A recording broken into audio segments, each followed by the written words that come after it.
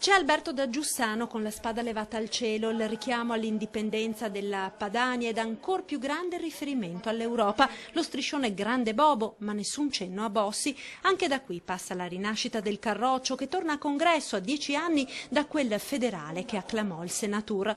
Ora la Lega riparte con Roberto Maroni, candidato unico alla segreteria del movimento, con 400 firme raccolte su 630 delegati. Sarà il congresso domani a votare la sua elezione, ma è probabile che si proceda per acclamazione. Le aspettative dei veneti giunti a Milano sono tutte concentrate sul futuro del movimento e sul desiderio di contare finalmente di più, tanto che gira insistentemente voce di un possibile incarico da vice segretario per Massimo Bitonci, l'ex fidante di Flavio Tosi alla segreteria della Liga, o Federico Caner. Vedremo nei prossimi giorni.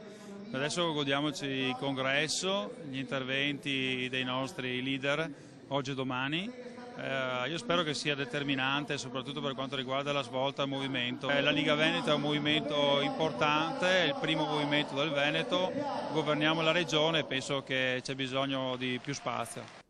Voglia di contare di più e di tornare a lavorare sul territorio, recuperando valori che i recenti scandali sembrano aver spazzato via.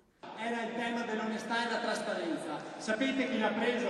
I grillini. Ecco i voti dove sono andati. Su questi dati qua noi dobbiamo ripartire. Questo è un punto di debolezza che deve tornare punto di forza per la Lega Nord. Domani verranno eletti anche i membri del Consiglio federale. 6 da 4 previsti dal vecchio statuto saranno lombardi, 2 piemontesi, 4 rispetto ai 2 attuali saranno veneti. In corsa Gianantonio D'Arè, Manuela Dallago, Marino Finozzi, Daniele Stivalle e Massimo Bitonci. Intanto tutti aspettano di conoscere le decisioni del nuovo segretario su quella che sarà la nuova linea del movimento e l'eventuale ritiro da Roma. Se il congresso deciderà che noi dovremo dare le dimissioni subito immediatamente da parlamentari, noi siamo pronti, quindi nessun problema. Quello che decide il congresso per noi è legge.